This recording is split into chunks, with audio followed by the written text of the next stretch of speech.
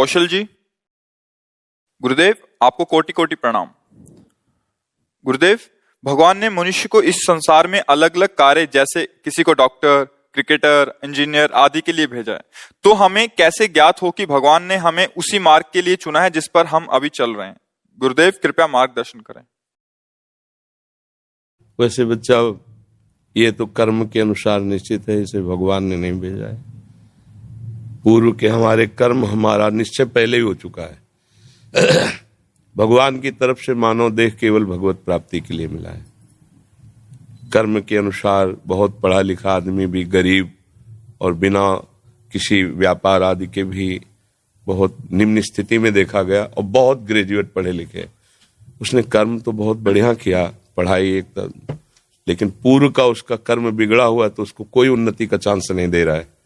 और ऐसे भी देखे गए कि कोई ग्रेजुएट नहीं है, ना रूप के हैं, ना रंग के हैं, ना ढंग के हैं, और वीआईपी व्यवस्थाएं हैं, सैकड़ों नौकर चाकर सब उसको बेच आवे बाजार में। ऐसे लोग हैं, उनको खाने को नहीं है। वो इतना मंद बुद्धि का होते हुए भी ऐसे ऐश्वर्य का भोग रहा है। इसमें कर्म प्रधानता होती है। मनुष्य को भगवान ने भेजा है केवल भजन करके भगवान की प्राप्ति कर ले। ये कर्म साइड है, मुख्य है उद्देश्य भगवत तत्व का ज्ञान हो जाना, भगवत प्राप्ति हो जाना। बस इस बात को संसारिक जन नहीं जानते। जैसे बच्चा, तुम बहुत पढ़ लिख करके आखिरी पढ़ाई जिसे कही जाती हो पढ़ लो, बहुत अच्छे पद पे चले जाओ, बहुत रुपया पैसा कमा लो, खूब भोग लो, पर शरीर तो छूटेगा ना एक दिन। ये पता है ना तुम्हें? शरीर छूटेगा ना। जब छूटेगा तो फिर नया जन्म होगा, फिर तुम्हें नए से पढ़ना पड़ेगा, काखा गा गांगा, सारी पढ़ाई बेकार, फिर नए से रुपया कमाना पड़ेगा, फिर नए से सुख सामग्री एकत्रित करनी पड़ेगी, फिर भोगो, फिर मरो, फिर नए से फिर शुरू। ये एक बार नहीं हुआ, करोड़ों बार हो गया है। अभी पहली बार थोड़ी आप आए हो, करोड़ों बार आज। अब की बार हमको ऐसा पढ़ाई पढ़नी है कि जहां से रुके वहीं से शुरू हो। वो है भजन। 100 बार राधा राधा बोला है और शरीर छूट जाएगा, तो 99 पॉइंट से नहीं चलोगे, फिर 100 के ऊपर 1 2 3 100 प्लस नीचे नहीं उतरना पड़ेगा। अगर आपको थोड़ा ज्ञान हुआ है तो मरने के बाद जब दूसरा जन्म होगा उसी ज्ञान से, तभी देखा जाता बालक होते हुए बड़ी बड़ी भागवतिक बुद्धि, उसका पूरा खजाना जमा है।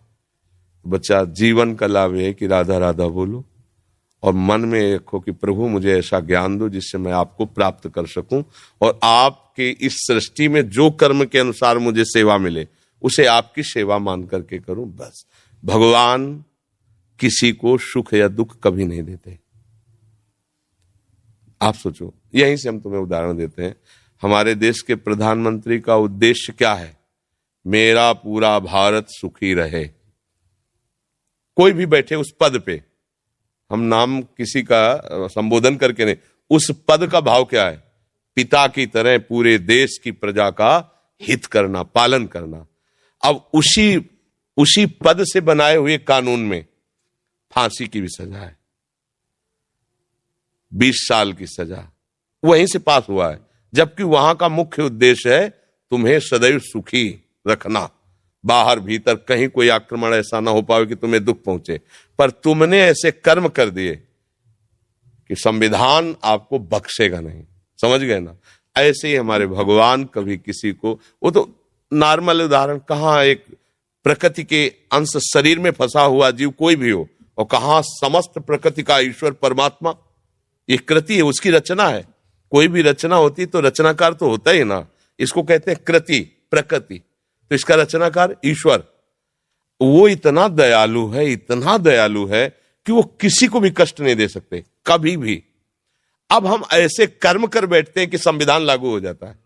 जैसे भारत का कानून संविधान है, आप अभी कुछ गलत कार्य करो तो आपको दंड मिलेगा। अगर आप 18 के नीचे हो तो दूसरा हिसाब है, ऊपर हो तो उसका दूसरा हिसाब किताब है। तो यद्यपि हमारे देश का राजा नहीं चाहता कि आपको कष्ट मिले, पर आपने कर्म ऐसे कर लिए कि अब आपको भोगना पड़ेगा। मतलब वही आपके सपोर्ट में खड़ा है और वही आपके पतन में सिद्धांत की रचना की है। तो कर्म हमारे हमको उन्नति और अवनति कराते हैं, लेकिन उन्नति और अवनति में समान भाव ये भजन दिलाता है, ये कर्म नहीं दिलाता। भजन, अगर आप भगवत भाव में हो तो आपके अंदर सुख दुखे समय कृत्वा लाभा लाभो जया जय, जय और पराजय में, सुख और दुख में, लाभ और हानि में समान भाव रहेगा, ये स्थिति आ जाएगी। और अब हमारा अगला जन्म ना हो, हम भगवान के पास जाए। जैसे अभी परसों हम कह रहे थे कि लोग कहे हमें भगवान की जरूरत क्या है, हमें नहीं चाहिए भगवत प्राप्ति भाई, हमें नहीं चाहिए तत्व ज्ञान। ठीक है, आप अमेरिका क्यों जाते हैं? अच्छा पैसा मिलेगा। अमेरिका से पास हुआ, ये हमारे पास बहुत बड़ी सर्टिफिकेट है, और हमारा जीवन सुखमय रहना। तो हम अपने माता पिता, अपने देश को छोड़कर दूसरे देश में किस लिए जाते हैं? सुख के लिए। तो हम ऐसे देश का परिचय दे रहे जहां दुख का प्रवेश ही नहीं है, मृत्यु का प्रवेश नहीं है, अशांति नहीं है। वो लोग कितना सुख होगा जब मरने का भय नहीं। अभी आप कुछ भी करो, मरने का भय लगा है, सुंदर सुंदर सब कुछ मिला है, लेकिन सब छूट जाएगा, हम मर जाएंगे। चाहे जितना घी पिए मर जाएंगे, चाहे जितना बैंक बैलेंस हो मर जाएंगे, चाहे जितनी सुंदर पत्नी हो, पति हो, पुत्र, सब छूट जाएगा। धोखे का खेल है कि नहीं? ऐसा एक देश है भगवान का धाम, जहां प्रियाजू लालजू विराजमान, वहां न मरना है, न बिछुड़ना है, न कमाया है, न परिवर्तन है, चिदानंद धाम। तो भैया सुख के लिए जैसे हम विदेश जाने की तैयारी करते हैं, ऐसे महासुख के लिए हम निकुंज देश जाने की तैयारी करें। वृंदावन धाम चिदानंद, भाई रामोपासक है अवध धाम साकेतपुरी, शिव उपासक है कैलाश धाम। भगवान अपने धाम में बुलाकर जीव को कृतकृत्य कर देते हैं। इसलिए बच्चा पढ़ो लिखो, कर्म के अनुसार जो उन्नति अवनति मिले उसमें समान भाव रखते हुए नाम जप करो तो जीवन का लाभ मिल जाएगा। अभी बच्चे हो, शायद हमारी बात ना समझ पा रहे हो, कुछ तो समझ में आती होगी जी।